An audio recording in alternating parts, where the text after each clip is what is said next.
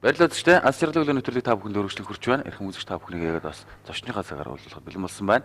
Ингээд өнөөдөр манай зочныхоо амиртан маань нийгмийн арчлал Монголын залуучуудын холбооны тэргүүлэгч дарга нараас хүрэлцээрсэн байна. Та бүхэндээс өглөөний мэнд хүргье. За тэгээд юуны өмнө үзэгч та бүхэндээс ирсэн зочтой танилцуулъя. За тэгэхээр бас нийгмийн арчлал Монголын залуучуудын холбооны тэргүүн Орхон аймагт салбарын дарга тэргүүлэгч Даш Шаравдан. За тэргүүлэгч Цолмон нарийн бичгийн дарга Хан Зургийн нар оролцож байна. За тэгэхээр мэдээж бас маргааш нэгэн түүх бас том ой одоо бас болж өнгөрөх гэж байна. Тэгэхээр энэ талаас эхлээд бас мэдээлэл эхлэе явуулсан дөрөх тийм. За одоо маргааш нийгмийн арчлал Монголын залуучдын холбооны 18 жилийн болох гэж байна.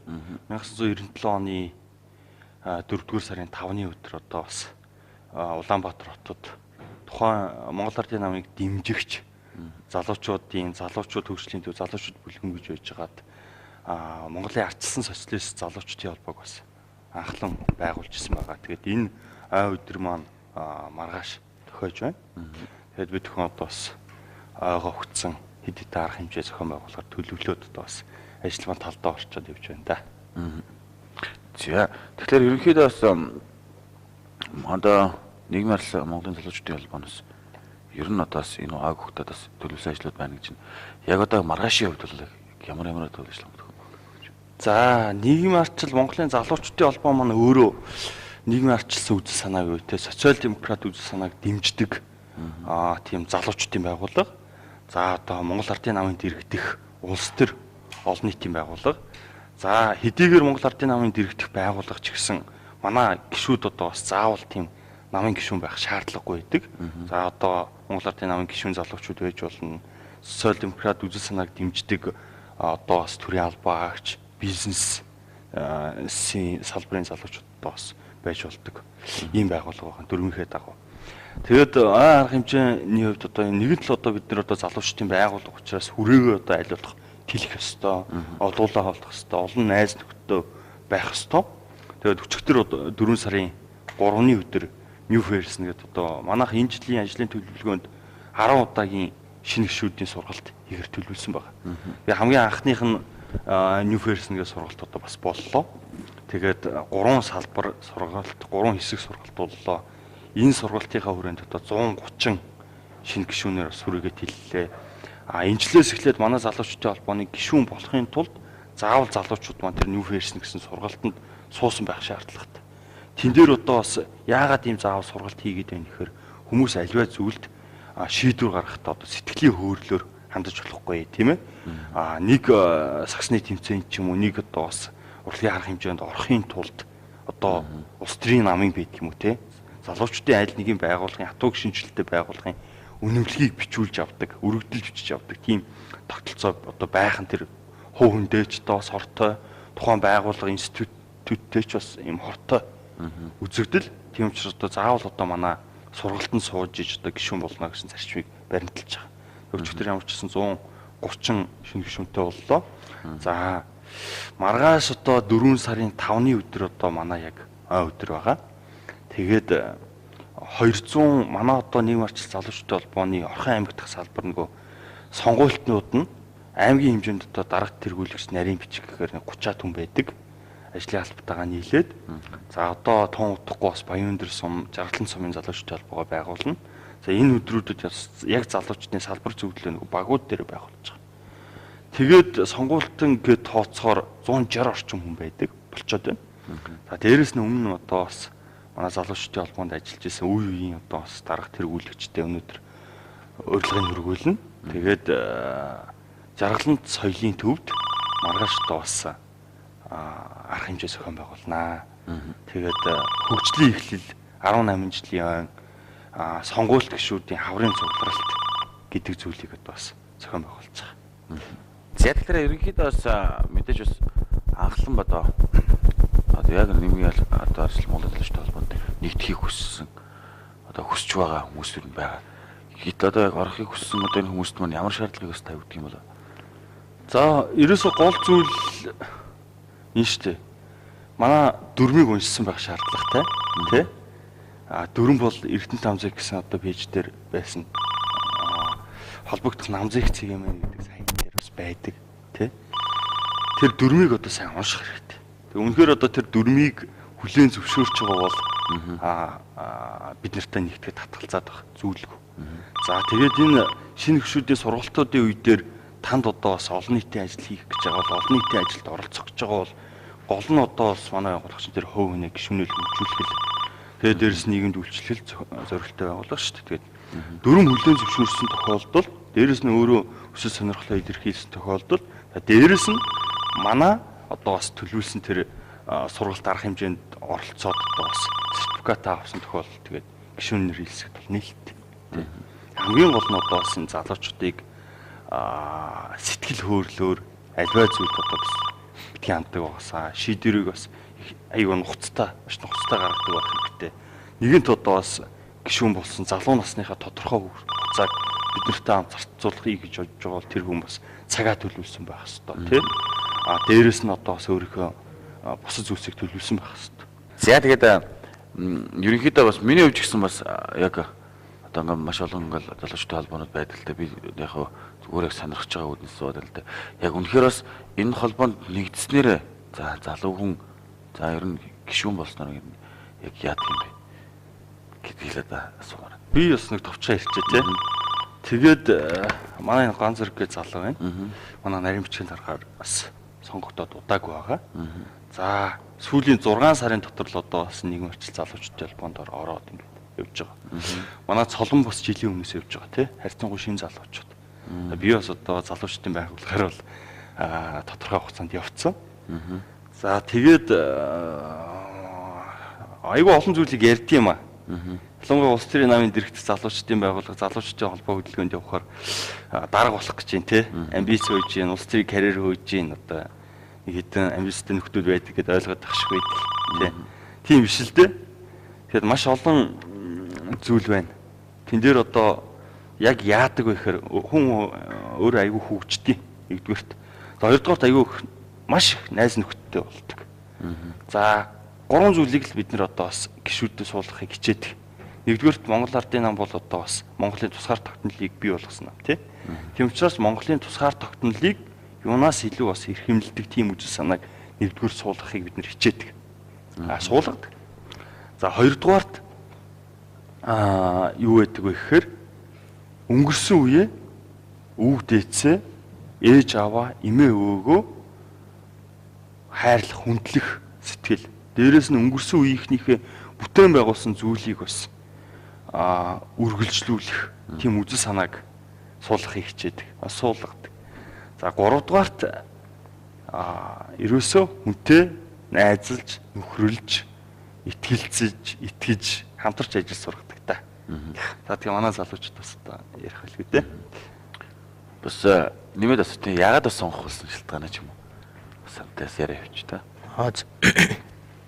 Ерөнхийдөө бас тийм нийгмийн ажил Монголын залуучдын фокусаа гадна залуу хүний хувьд хүмүүс бас өөрийн гэсэн нийгэмд идсэн байр суурьтай байх хэрэгтэй.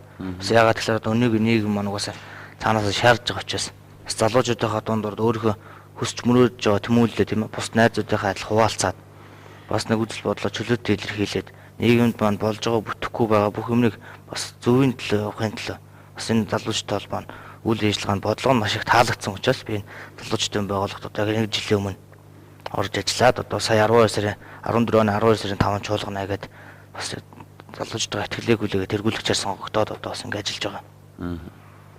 Тийм. Миний хувьд л нэг тиймэрхүү. Энэ залуучдын холбооны үнэт зүйл бас миний хувь хүний үнэт зүйл дээр яг тохирж байгаа байхгүй. Тэгээ залуучдын холбооныг боломжоо бий болгодог. Боломжийг болгодог. Залуучдыг хөгжүүлэхэд юу санаа тавьдаг. Ийм давуу талууд зөндөөтэй. Одоо тэгээ манай залуучууд мэдээллийн төвгээ байгуулж байгаа. Энэ бол залуучууд бүгдэнд нь нээлттэй. Тэнд ч хоорондоо мэдээлэл солилцоо сургалт явуулаад өөрийгөө хөгжүүлэх нэ гэсэн залуучууд энд бол ирэхэд үйл хад маань нээлттэй байгаа. Нэгсэндээ залуучуудад боломж болгодог. Нэгсэндээ бас нийгэмдээ бас эслэх байр суурь тийм ээ. За дээрэс нь бас оюуны хөрөнгө оруулалт гэсэн бас давхар хийж өгдөг гэж ойлгож байна. Ер нь ийм л дээ. Тухайн хүний үзэл бодол янз бүр байж болно те. Би бол яг анх их сургууль төгсөөд Эрдэнэ төвлөрийн залуучдын холбоонд одоо бас ажиллаж эхэлсэн. Ерөөсөө тэгээ залуучдын байгууллагаар л одоо бас хүмүүжж яваа юм залуу. За хүн болгон ялангуяа залуу хүн болгон бол өөр өөрсдийн өсөл сонирхлын дагуу энэ залуучуудын хөдөлгөөн тий залуучуудын ив санааны одоо нэгдэл клубүүдэд өөрөө хүртэл байгуулаа явж болно шүү дээ. Оролцоосоо гэж боддог. Одоо нийгмийн арчил залуучуудын холбоо байна. Арчилсан залуучуудын холбоо байна тий Монголын залуучуудын холбоо байна. Одоо дээрэс нь багш нарын, эмч нарын ингээд ажил мэргэжлийн холбоодод байна. Тэгээ хүн залуу насндаа энэ холбоодод орж өөрсдийнхөө одоо бас юу чадхаас хорж үзүүлэх зүгээр. Ажил тарсны дараа манай залуучуудын холбоо, амралтын өдрөөр залуучуудын холбооны арга хэмжээнүүд ихэнхдээ явдсан шүү дээ. Тэгэхээр тэндээс одоо нэгдүгürt найз нөхдөд болдог. Тэр найз нөхдийн дунд үнэхээр үлгэр залуучуудын холбоонд муу залуучууд орж ирдэггүй. Аль ч залуучуудын холбоог харж байхад. Сая одоо бас уржигдэрхэн манай арчилсан залуучуудын холбоо хуралдах шиг боллоо тий. Энэ ташрамд бас алтан гэрэлтэй сумын засаг даргын орлогч алтан гэрэл одоо бас тэргүүн болсон гэж мэдсэн. Алтан гэрэлд бас баяр хүрмээр. Манай яг үеийн залуу, нэг төгсөлтийн залуу Баян өндөр сум дээр одоо би бас алтан гэрлийг мундаг ажиллаж байгаа гэж боддог. Тэ? Дээрээс нь одоо бас Эрдэнэ төвлөрдөр дээр байна. Одоо тэнд байгаа бүх залуучуудыг би тань одоо. Маш мундаг залуучууд орж ирдэг. Монголын залуучуудын холбооны Орхон аймагт үеийн салбар байна. Гамболд гээд ах маань байна, дарга байсан. Мөнх бот гээд ах маань байна. За одоо ажиллаж байгаа Мөнх бот гээд залуу байна, тэ? Бүгд л одоо 25-6 нас ихэд одоо хувийнхаа амьдралыг бүгдийн сайхан цэгцэлсэн. Тэгээд одоо бас нийгмийн амьдралд оролцсон, найз нөхдөдөө хамт явъя гэсэн юм залуучууд байна. Тэгэхээр одоо яг үзэл баримтлалаа тодорхойлоод, зорилго чиглэлээ тодорхойлоод аль нэгэн залуучдын байгууллагад багаар утгад амьдралынхаа энэ 1-2 жилийг зарцуулах хэрэгтэй. Тэгжээж одоо аягүй хөгждөг. За тэгээд ташрамд дуулахад би бас манай нийгмийн арчил залуучдын холбоо, хуучин Монголын арчилсан социалист залуучдын холбоо Эрдэнэтэд бас 1997 онд байгуулагдчихсан. Хамгийн анхны даргаар нь Нямосор гээд одоо манай их хурлын гишүүн байсан ах маань ажиллаж исэн юм билээ. За хоёр дахь даргаар нь одоо манай Жигдэн гом дарга байна те. Ажиллаж байсан. За одоо гурав дахь даргаар нь Орхон аймгийн Монгол Ардын намын дарга хийж байгаа Батлууд дарга ажиллаж исэн. За яг миний өмнөхөн бол одоо Шуудангийн газрын дарга соёлчгүй дарга бас ажиллаж исэн. Би өөрөө 5 дахь хүн. Тэгээд тэнд дарга хийж байсан, тэргүүлэгч хийж байсан маш олон залуучуудаар би бахархдаг. Манай Иргэний улс төрийн боловсролын академийн захирал Эрдэнэ цэцэг дарга байна тий. Тэгэхээр мундаг боловсролтой эмэгтэй хичээрээ би бас бахархдаг, баяр хүргэе гэж бодож байна. За би өөрөө Батлууд даргын үед энэ намзаа их орсон. Тийм учраас яг дээд үеийнхээ ах нараар бол бахархдаг. За нийгэмд одоо янз бүрийн л мессеж байдаг тийм ээ. Гэхдээ би яг тийм хүмүүсийг хажуунаас нь мэднэ. Тэр хүмүүстэй би хамтдаа явж ирсэн. Манай Төвшин жаргал гэж цагаанчлуутай гэж зэг дарга аймгийн иргэдийн хурлын төлөөлөх залуу байна. Бүүбатар байна, утгажуулгын дарга байсан. Станцын дарга бас Ирхбаатар байна. Эрдэнэбат байна, Соёлчгүй, Бат жаргал, Уран чимэг гэд ингээд мөнх насан, мөнх талаа бат гэл ганц огт гэл. Энэ бүх залуучуудаас би нэг л зүйлийг сурсан. Тэр нь юу вэ гэхээр үнэхээр залуу хүн бас тэмүүлэлтэй байх хэрэгтэй юм байна. Өөрийнхөө асуудлыг шийдснийхээ дараа олон нийтийн асуудалд оролцох хэрэгтэй юм байна гэдэг үлгэр дуурайлыг бас аваа явсан л доо. Тэгээд залуу хүн болгон бас дахиад хэлчихэ. 1-2 жилээ ямар залуучдын холбоонд байх нь хамаагүй. Аль нэг залуучдын холбоонд ороод эсвэл өөрөө одоо манай Эрдэнэтийн дугуйч гээд манай ганц үхийн байгуулсан Батцаяа гантлаг гээд залуучууд бас аягүй идэвхтэй явж байна. Ийм хүсэл сонирхлын нэгдэл клубүүдийг байгуулад бас явах хэрэгтэй. Тэ?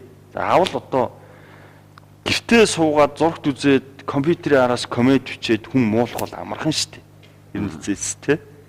За тэгээ манайхан ер нь ихэнх хүмүүс маань ер нь тэгж ялгаад тийм шүү лээ шүү дээ. Залуучууд маань болохоор янз бүрийн одоо холбоод орлоо гэхэлэр заавалчгүй намд хэлсэх ёстой гэж ойлгоод байдаг. Тэгээд одоо өрөөсгөл ойлголт гэж ойлгож байна. Тий. Одоо би бол нэг зүйлд харамсдаг юм. Яг нь нэгдүгээр тийм олон хүчин зүйлтэй холбоотой байх шиг байна л да. Тэ манай улс төрийн намын институтийн хувьд яг ийм орчин үеийн чиг хандлагад одоо нэг хэлгээд нийцэхгүй шүү дээ. Тэ? Аль ч нам. Тэгэхээр энэ намд одоо дотроос шинжлэхдэх ёстой. Нэг хатуу үнэн байгаа. Тэр нь юу вэ гэхээр ардчилсан нийгэмд улс төрийн намаар дамжиж төрийн бодлого үйл ажиллагаа явах нь үнэн. Тийм ээ? Чиглэх нь үнэн. Тийм учраас энэ намууд нэгдүгээр айгүйх цэвэрхэн байх. Заавал холбоо юу гэхээр намд хэлсээд ингээд явах хүн болгон шаардлагагүй л хүн болгон улс төрөх шаардлагагүй шүү дээ. Тэгэхээр нэг зүйлийг бас ойлгох хэрэгтэй байгаа. Нийтээрээ маасаараа одоо улс төрийн намд итгэл байхгүй болчихлоо. Бүгдээрээ одоо ингээд буруу шаадаг болчихлоо. За энэ хоёр хүчин зүйлтэй. Түрүүн биелсэн нэгдүгээрт энэ дотоод агуулгаараа энэ орчин үед нийцэхгүй байна тий намуудын хандлагууд. За хоёрдугаарт энийг зохион байгуулалттай Монгол төрийг тий сулруулах гэсэн монголчуудыг хооронд нь эвдрүүлцүүлэх гэсэн ийм арга ажиллагаа ялангуяа явж гинүү да. Нийгмийн тарих угаалт явж гинүү да гэж би бас харж байгаа. Тэр залуу хүн үнэхээр өөрийгөө нэгдүгээр чадвартай чадaltaй гэж үзэж байгаа бол тэр хүн улс төрд орох хэрэгтэй шүү дээ. Тэр бол хувийн амбиц биш, нийгмийн шаардлага байх хэрэгтэй. Тэ? Энэ чадaltaй залуучууд нь орон нутгаа хөгжүүлэхгүй улс орноо удирдахгүй бол яах юм? Маш олон залуучууд чадaltaй чадвартай залуучууд нам муухай гэдгийг сөрөг хандлагаас болоод улс төрийн намуудаас хол байдаг. Тэр залуучуудын орон зай тэр улс төрийн намд бас дутагддаг байхгүй. За хоёрдугаарт юу хэлэх гээд байна гэхээр тэр залуу хүмүүс нь идэвхтэй байхгүй бол улс орон ч одоо бас ингэ сүхрлөө шүү дээ тий. За адилхан л монголчууд, адилхан л аав ээжийн хүүхдүүд улс төр хийж байгаа нэгээ тийм ээ даргуулах гэж ийн гэж хардах хэрэггүй. Бизнес хийж байгаа залуучуудаа баяжчих гэж ийн гэж хардах хэрэггүй. Тийм ээ? Одоо үнэхээр хэцүү шүү дээ. Гадаа гудамж нь мөрөөрөө явъя гэвэл залхуурлаа гин тий. Ажил хийхгүй явъя гэхээр залхуурлаа гин. Ажил хийхээр одоо хүнээс илүү амьдрах галаа гин. Хог түүхээр чи гуйлах ч болчлоо гин. Заримдаа би одоо энэ олон фэйсбүүкээр явж байгаа, цахим орчноор явж байгаа мэдээллийг хараад яг яаж амьдрах учраа одоо бас олгоо үлждэг юм. Тий. Тэгэл өглөөр нь фэйсбүүк нэг л ерөөс нэрвч эхэлдэг шүү дээ. Тий. Дандаа ихтэй бас нэг энэ сошиал ертөнц манаас нэг талдаа зөв хэмжүүртлээ нэг талдаас их хорлонтой юм шиг санагддаг надад хөвчсэнс. Дандаа нэг эсрэг тим юм хийдэг. Хүний тархинд дээр нэг гэгээлэг юм ерөөсөө байхгүй. Дандаа л тэр тэгсэн тэгсэн болсон бүтэх юм. Тийм юм. За тийм. За ингээд баг яриач. Тэгэхээр ингээд бас 18 жилийн хүрээнд одоо ойн арга хэмжээний хүрээнд одоо хийгдэж байгаа хамгийн том ажил нэрлвэл за төлөвлөгөө бол байна тий. Тэгээд яг цаг тухайн үед нь манай бас Номын телевизийн Танай телевизийн хамт олонд баярлаж байгаа. Танай телевизтэй манай холбоо бас хамтарч ажиллахаар болж байгаа. Тий. Тухайн үед нь бас яг тэр боломжтой цаг үедээ задлан л да. Тэгээ хамгийн гол нь одоо маргааш хөгжлийн эхлэл хийдэг гишүүдийнхээ цугларалтыг бид нэр одоо гишүүдийнхээ хаврын цугларалт, зуны цугларалт, намрын цугларалт гэж 3 удаа хийхээр төлөвлөж байгаа. Хаврын цугларалт нь улаан толгойд болох гээд байна. За манай улаан толгой жаргалан сум бас айгүй олон арга хэмжээний соцорчих гээд байдаг тий. Тийм учраас зориуд улаан толгой жаргалан сумын соёлын төв зохион байгуулж байгаа. За дараа 7 хоногт яг 11 12-нд бол яг сонгуультнуудынхаа дунд ялтын эхлэл гэж ви сургалт гэд нэрлсэн тийм вакуум сургалтын эхний ээлжийг хийн. За тэгээ түрүүн бас манай ганц зориг маань хэллээ. Залуучууд хөгжлийн мэдээллийн төв гэж байгуулж байна. Монгол Ардын намын нэг давхарт одоо бид нэрс өрөө тогтжуулаад тэн дээр орон тооны нарийн бичих суун, цагаар хуульч суун, эдийн засагчид суун тий. Тэгээд наад зах нь гэхэд л маш олон залуучууд орон сууцны зээл, дээр нь хашаа хошингоо барьцаасан бизнес эхлэх зээл, сум орон нутгаас хэрэгжүүлж байгаа хөгжлийн сум хөгжүүлэх сангийн зээлүүдийг мэдээлэл айгүй муу идэх юм бэл. Тэгээд тэр талаар бас дуурна. Хоёрдугаар хуульч байна гэдэг маань хуульчаа байлгаж эрх зүйн зөвлөгөө өгнө. За тэгээд бас одоо залуучдынхаа төлөө дуурахгүй бол одоо бас болохгүй хэд хэдэн асуудал байна. Тэр асуудлуудын төлөө дуурна да. Тэгээд яг хоо бид нар бол графикийн дагуу явдаг. 2014 он 15 оны ихэнд илүү өөрийнхөө сонгуультнуудад зориулсан чиглэлийн бодлогын ажил хийн. Тэгээ хүмүүсээ одоо чадварчулж авч байгаа дараа нь одоо нийгмийн ажил руу хөдлөндөө системтэйгээр хөдлөнө гэж бодож байгаа. Тэгээ та бас одоо нэг 3 үзэгчтэй бас холбогдоод ном гартуулахаар бид хүмүүс төлөвлөсөн байгаа. Тэгээд тэр нь хараа суудлаа ном гаргажсэн. Чод гэж сонцсон. Шинэ зууны энэ юу юм? Түрүүн бас би ярьж байгаад уучлаарай яриахаа дуусгаагүй. Би Монгол Улсын их сургуулийг шашин судлаач мэргэжлэр төгссөн. Тэгээд одоо яг санхүү эдийн засгаж сурж байна л да. Тэгээд намайг оюутан байхад манай багш нар хэлдэг байсан. Хүн хоёр айх төр хэр үйдэг амьдралд тий. Гурван хэр үйдэг. Тэрнээс хоёр нь аюулт. Нэгдүгээрт биеийн хэр. Хоёрдугаарт сэтгэлийн хэр. Гуравдугаарт нүдний хэр гэж гурван хэр үйд юм байна л да. За биеийн хэр бол ойлгомжтой. Усанд ороод арилж тий. Арилж болно. Сэтгэлийн хэр гэдэг. Тэр юу вэ гэхээр хүмүүс дандаа бие биенийхээ тухай тий. Аливаа зүйлсийн тухай муугаар боддог. Муугаар боддог тий. Тэр хандлага. За нүдний хэр гэхээр юу вэ гэхээр орчин тойрондоо болж байгаа үйл явдал зүйлсийг дандаа хараар хардаг. Тэгэхээр одоо уул нь одоо бас монголчууд бид одоо бас юм нүдний хэр сэтгэлийн хэр хоёроо одоо бас угаах, арилгах шаардлагатай гэдэг. Шишнийх нь хувьд ч нийгмийн харилцааных нь хувьд ч энэ олон арга технологиуд байна тий. Тэгэхээр одоо манай холбоо одоо бас ялангуяа гишүүн болж байгаа залуучуудынхаа хамгийн том алхам бол ерөөсөө тэр баг. Тэ бид нэр юм болгоныг яагаад заавал муугаар хараар харах хэрэгтэй. Жохоо өөдрөг бай тий. Нэгдүгээрт одоо тэгэхээр нүдний хэрийг нь арилгах чиглэлийн бас ажлууд байна. За хоёрдугаарт залуучуудынхаа сэтгэлийн хэрийг арилгах. Тийм ээ? Нүдний хэртэй хүн бол одоо жишээлбэл таныг бол янз бүрээр харж болно шүү дээ. Энэ ямар бүгээн царайтай хүн бэ гэж харж болно тий. Энэ залуу арай л их үтгэн өмсгтэй юм. Монгол хүн мөн үү биш үү гэдэг. Ийм доромж утгаар харж болдог. Тэгэхэд миний нүдэнд одоо жишээлбэл энгийн нүдэнд та яаж харагдаж байна. Тийм ээ? Тэгэхээр сайхан би хагаа зүг аваа явж идэж байгаа. Нэгдүгээрт одоо биологи утгаараа биеийн жингээ хэвэн барьцсан. Нүдтэй бол нүдтэй, хөмсгтэй бол хөмсгтэй. Хийж байгаа ажилтай төрөлтөө ийм сайхан залуу. Тэгэхээр энэ нүдний хэр сэтгэлийн хэрээс шалтгаалаад хүний бас тэр харах хандлага, харилцах хандлага, хүнийг дүгнэх хандлага, өөрийгөө дүгнэх хандлагад бас өөр болоо явчихдаг. Иннээс одоо бидний харилцааны энэ анхдагч суурьас одоо маш олон зүйл шалтгаалаад байна. Энэ ийм учиртай. Тэгээд энэ би бас жоохон шүлэг яруу найраг оролддог юм аа. Тэгээд сүүлийн үед одоо ялангуяа найзуудаа намзынхын залуучуудаа бас баг зэрэг бид нар ном уншдаг байх хэрэгтэй гэж бодоод байгаа. Тэгээд нарийн бичгүүдтэй нэг эхний ээлжинд нэг 2 ном өгсөн. Тэр ямар ном өгсөн бэ гэхээр эхний ном нь Робоко Шо гэдэг Япон байдаг. Тэрийн Бушидо гэдэг самурай ёс зүй гэдэг ном байдаг. Тэ тэр номыг одоо энэ манай залуучууд бол заавал уншсан байх хэрэгтэй. За хоёрдугаарх нь болохоор Жорж Оруэллийн Амьтны бэр тэ энэ нийгмийн харилцаа арчил бас ингээд буруу утгаараа хөгжүүл ямар аюултай байдаг вэ гэдгийг харуулсан энэ 2 ном байгаа. За энэ Чойдог Жамц гэдэг одоо миний хуурай дүү. Энэ сүүлийн үед одоо бас би энэ залуугаар одоо маш их бахархдаг. Тэ? Ховд аймгийн ийм залуу Монгол Улсын их сургуулийг төгссөн. Одоо соёл урлагийн дээд сургуульд багшилж байгаа залуу байт. Тэгээд тайлхын чанд гээд ийм утга зохиолын шүүмж ном гаргасан. За 21-т гаргасан. За утга зохиолын шүүмж талаар одоо бас Монголд бас нэлээд сайн хөгжиж байгаа галаа хөшийн шив залуу байт. Байна уу? Байна. Яасан байна уу? Аатай байна. За зургатныхаа дүү багсахгүй л. Өглөө нэмэнд хүргэе. За. Энтэй бол энэ яад тэгээд энэ залуучтай холбоод авч хаана бүртгүүлэх вэ?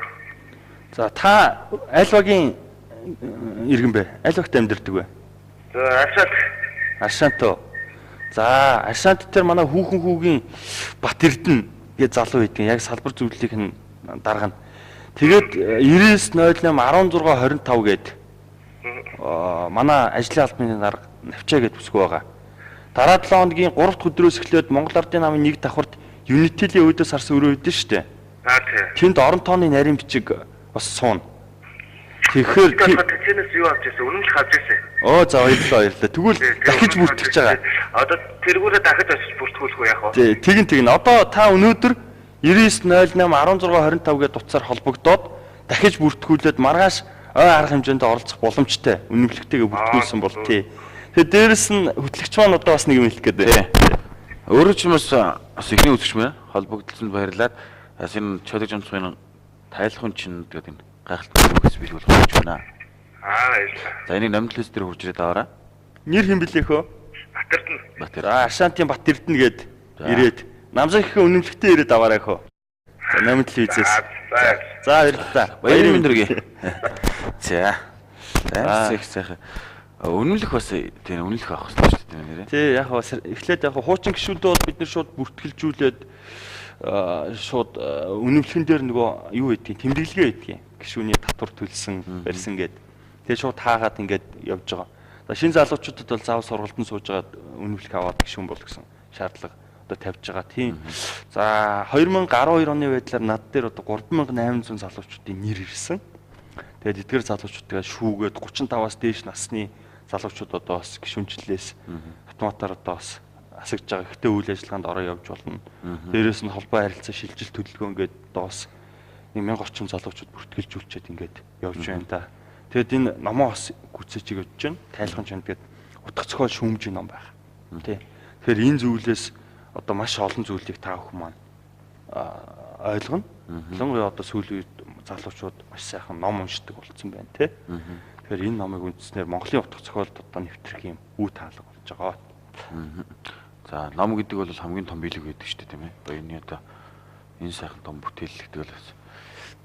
За амьсан 3 үзэгчд л өгнө гэсэн байгаа. Одоо ихтэй заавалч бас би ингээд нэвтрүүлэг хөргөжлөлөө явуулах замдаа ингээд Болно болохгүй тий. Болно. За. Танд ингээд өөр чинь гартуулж баярлаа. бас өөртөө үлдээж болно. Би тэг ерөнхийдөө бас залуучуудын байгууллагуудыг ер нь ингээд их хардаг л да одоо ажиглагч хиний одоо зөвөр ингээд үнэхээр бас хийгээд байгаа юм хараад талаар үнэхээр бас бүтээлтэй их гойгоо зүйлс хийдэг. Би Монгол Ардын намын дэргэдэх байхаг шүү дээ. Бид зорилготой төрийн хүмүүс байгуулах гэж байдаг. Тинч бас манай найзууд бас байдгийн. Тэгэл ерөнхийдөө бас их хүүхдүүд 10 жилийн хандсахгүй их сонирхолтой зүйлсийг бас хүргээд байдаг. Ингээд ерөнхийдөө бас юм салбарлсан ингээд залуучдын байгууллагууд бол ингээд одоо салбараараа явчихдаг гэсэн үг. Тий. Намзай бид зорилготой залуусгийн төрийн бас байгууллага манай мөнх хөргөлгээ тэргүүлэгч. Тэгээ тэргүүнээр нь ажилладаг. За бас нам усалтай. Тий. Тэгтээ голдуу бас оюутан сурагчид руу чиглэсэн ажлуудыг хийдэг, үр дүнтэй ажил хийдэг. За дээрэс нь одоо манай яг намзайгийн дэргэд бол Бриллиант гэдэг эмэгтэйчүүдийн клуб бас байгаа тий. Одоо манай TV10 телевизийн сэтгүүлч хандж маань бас ингээд ажиллаж байгаа. За саяхан бас гоо ариг гэдэг эмэгтэйчүүдийн байгууллагатаа бид нартай ирж уулзсан тий. Бүх залуучдын байгууллагатаа бас уулзах юм шиг үлээ. Энэ хвчлэнгээр олон ийм төрийн бас байгууллагууд бас байдаг. Дээрээс нь бас манай энэ төр цолмон маань угнаг юм ярих баг тий. За. Ирхэн залуус. Бид ирэхтэй. Бас манай нийгмийн ажил Монголын залуучууд бол маань бас нэг хэсэг тэргүүлэгчд маань бас ярилцаад Эрдэнэт эрхэм залуусгийн төрийн бас байгууллага өнгөрсөн одоо намзагт орж анхны үе талгаар орж иж байгаа үүсгэн байгуулж ирсэн. Улсын бүртгэлийн тамга тэмдэг гэрчлэгийг аваад энэ маань ямар утга учиртай байгуулагдсан бэ гэхээр хэд одоо төрийн тэргүүн манаас ямар ерөнхийдөө залуучуудын холбоонд манаас өөрсдөө зорилгоо тодорхойлсон тийм ээ төлөвлөсөн, хувийн амьдралаа зохиоцсон, бас цаашдаа бас нийгмийн амьдралд оролцоод явж байгаа идэвхтэй залуучууд байдаг учраас бас энэ мундаг залуучууд хотод Эрдэнэ хотод ажиллаж амьдарч байгаа бас нэг хэсэг үеийн залуучуудаа бас нэг идэвхжүүлэхийн тулд нийгэмдээ болж байгаа бүтэж байгаа бүх сайн сайхны мэдээлэл солилцох зорилгоор энэ мэдээлэл төрийн бас байгууллага байгуулсан. Саяхан бас Эрдэнэт эрхэм залуус гэх төрийн бас байгууллагаас маань Тамир Түвэнийг давхар лекцэн тахимд бас 45 хүний бүрэлдэхүүнт бас тийм сургалт лекцэг улс төрчинд манлал оролцсон. Манай Эрдэнэт хотын маань тий Эрдэнэт хотын маань иргэн бат жаргалаар бас залууны хөгжлийн талаар бас зөв амьдралын талаар бас тийм сургалт лекцүүдийг зохион байгуулсан байна. За. Төрийн бас байгууллагууд холбоонууд бас байгуулж байна гэдэг маань нийгэмд амьдарч байгаа залуучуудыг одоо жинхэнэ буслах зүйлдөө өөрсдөө хүсэл сонирхлоор тий хэд дээрээ ч хийж болно. Байгууллага явахаар юм сурна. Тий зовлон жаргалыг мэднэ. Зовлонгийг ойлгодог болохоор залуучдын бусад байгууллага тэр залуучдын байгууллага тавьж байгаа залуучдаа бас муу хэлж тий муугаар ярьж муугаар харж чадхаа болждаг шүү дээ тий. Энд чинь буцаад биенийхээ зовлонг ойлгож байна л гэсэн үг шүү дээ. Монголын энэ Эрдэнэтийн автгаад амжирч байгаа залуучууд бол зовлон нэгтэй, жаргал нэгтэй ийм л залуучууд биенийг ойлгодог байх хэрэгтэй. Тэгээд нэг зүйлийг бас хүсдэг юм. Бас ой бодож байгаа учраас бас тавтыг илэгжүүлж байна. өдийг хүртэл бас 18 жилийн хугацаанд Монгол нийгэм арчил залуучдын холбоог бидэнд бас түүчилж ирсэн үеийн ах нартаа бас ойн баярын мэнд төргий. Баярлалаа. За 41 жилийн өмнө Монголын хувьсгал залуучдын илгээлтээр ирж ирсэн Эрдэнтийг бүтээн байгуулсан ах эгч нартаа, аав ээжүүдтэй, илгээлтийн эзэдтэй, ах дэгчдээ, үйлдвэрийн болон аймаг орон нутгийн үеийн залуучуудаа бас баярын мэнд төргий. Одоо энэ залуучдын ямарваа нэг залуучдын байгууллагын ой өдөр гэдэг бол бас нийт бас залуучдын ой өдөр. За тэгээд Эрдэнэтэй би бас Швейцарын Базел очиг анх бас уул уурхайн суурин дээр үүссэн юм байлээ. 1800-аад оны үед уул уурхайн үйлдвэрлэл явуулдаг байсан 500 жилийн түүхтэй. За өнөөдөр Европын бол соёл боловсрол гэгэрлийн аюул том хот. Хэмжээний хувьд тийм том биш. Тэгсэн мөртлөө тэр ахуйн амьдралын өртгийн хувьд одоо бас аз жаргалын индексээр аюул өндөр үзүүлэлттэй, хүмүүс нэг 50 амгалан байдаг тийм хот. Тэгээд одоо бас Базел хотын жишгээр хөгжөөсөө тийм сайхан хот болоосоо гэж боддог. За маш их баярлалаа. Ингээд бид бүхний бас ярилцах цагийн түрүү өндөрлөж байна. Өнөөдрөөс өдрөл хүрэлцэн та бүхэнд маш их баярлалаа. Дээрээс нь баярын мэнд дахин хүргэе. Маргаашуулах одоо үйл ажиллагаанд өндөр амжилт хүсье. Баярлалаа. За баярлалаа. За ингээд үзэгч та бүхэнтэй хэсэг хугацааны дараа иргэн уулзгаална.